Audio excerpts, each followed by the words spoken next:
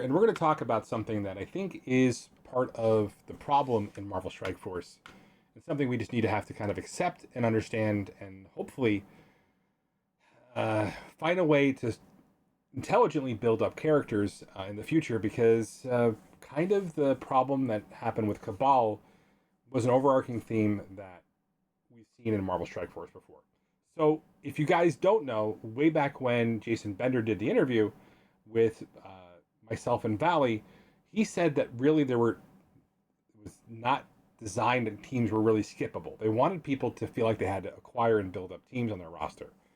If they didn't, then it was a design miss because obviously selling and making these characters, the design process to make and build these characters is what keeps the lights on over at Scopely headquarters as far as MSF is concerned.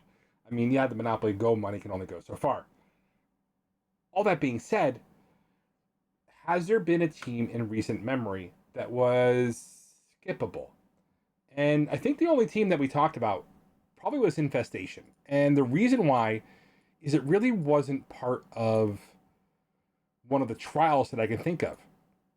What they've done is through the raid releases and Crucible characters, and even if you don't like Crucible or War, they've typically tied them to additional game modes to really make it so that you were viable. And the reality of it is that's just big time Spider-Man. Now, big time Spider-Man has a lot of utility. He was one of those, I think, probably a good theory crafter. Many people were using him in Arena up until when I left, and probably still do. So the question becomes, as an overall character, and you can see that the team never really saw the light of day, is there a chance for you to skip characters, and how do you adapt to this new philosophy when you think that legendaries may very well be gated by stars again? So what happens is, I think the biggest challenge we have is going to be when they announce the legendary.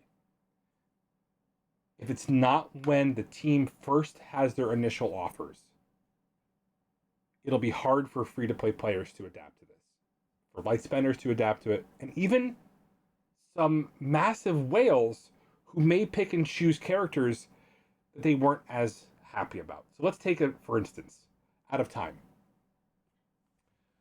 Out of Time probably featured a character in Starnak, thank you guys. That's chat's fault. The Starnak, thank you. That probably wasn't a must build for the team. So in previous iterations of trials and scourges, you didn't have to have these characters at massive star level if they weren't doing things for your team. And so having them at high level, high gear was a moot point. So now that's gone. And when I say it's gone, we just don't know how the banning is going to look. We really don't know. But if they don't get back to announcing them at the initial release of the characters, then what they do is it forces everybody to try to get a 5 or 6 star on a character if they can, or a 7 star if they're a Master Kraken. And so it's doubling down on the FOMO part of the game, which really always, I think, bites them in the buttocks. Okay? And I think the reality is teams are not designed to be skippable. And, from a business perspective, there's engineering feats, manpower that goes into building these teams. Unless there's, 4 reworks and 1 member, and even then, now that we look at what happened with Cabal, that may not be the case as well. So what do you do to adapt? Well, I think the biggest thing to do is to communicate. I think that we expect some level of communication back to the old days of on a release, will these characters be required for Legendary?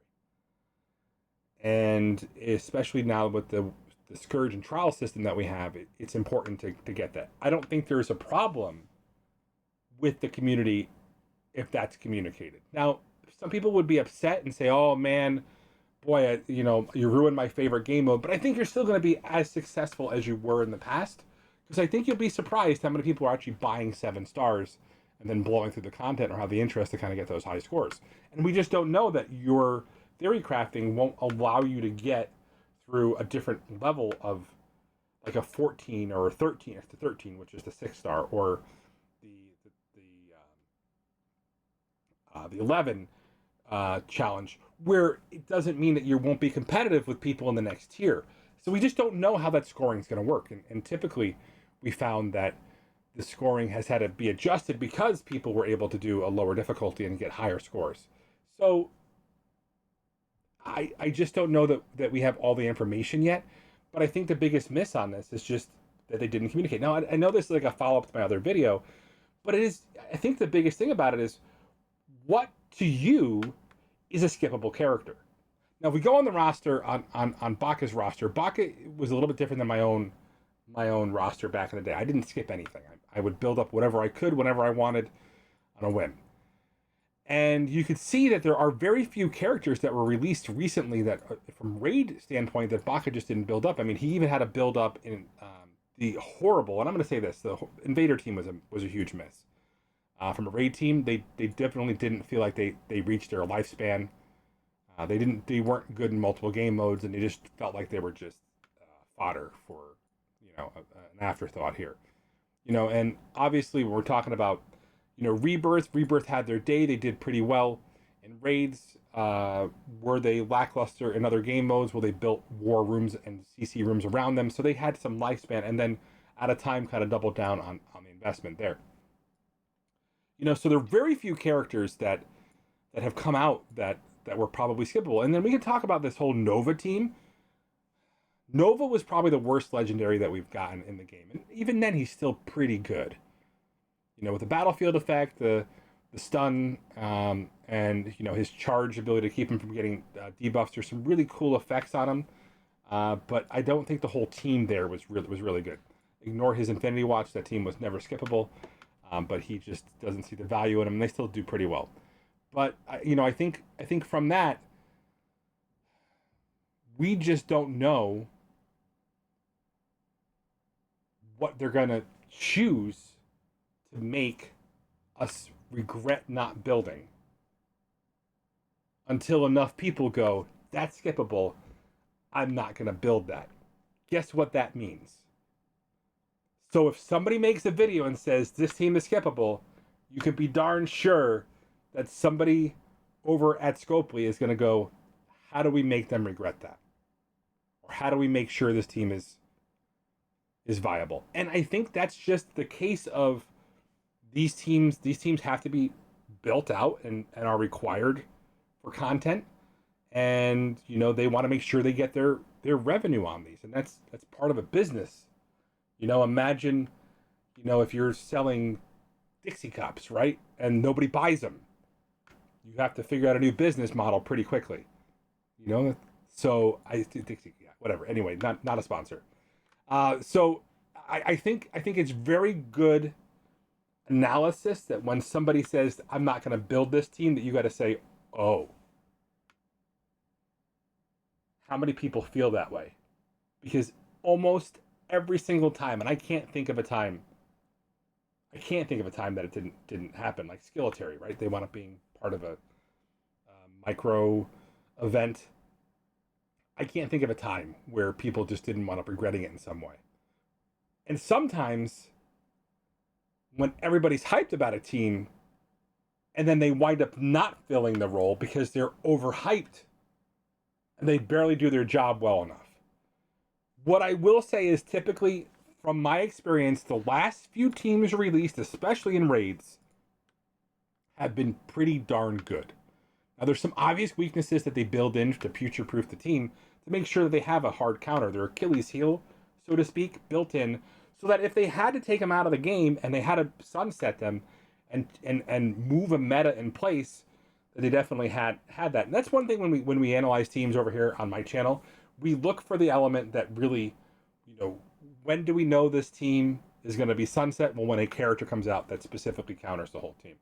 If you think about it, Old Man Logan pretty much counters Black Knight in many situations. So will we see Black Knight as relevant to arena defense or offense as we do right now? And I don't know. I think there are ways to creatively put it around, to build a team around that. But, You know, there are lots of characters that have charges. You know, even Mephisto himself would have that if he's the highest damage on the team. So, yeah, all that being said, no team is skippable, but if somebody tells you they are, take a moment, think about it, because if enough people are saying this team's trash, I'm going to skip it, you can be darn sure it's probably usable down the road. And that's what I have to say about that. Remember, I do things so you don't have to. I've been really thinking about Marvel Strike Force in the past few days, trying to figure out if I can understand their design direction the way that I used to. And I will have to say that there are game modes coming up. And because of the fact that there are new game modes coming out, they're reducing the amount of time they want us to spend in game now. Because ultimately, the game thrives when people are compensating the time they spend in game for money. Does that mean that they get an I win button? Well, if you spend lots of money, you may think that you want that, but that doesn't make the game fun for you in the end. Talk to you soon.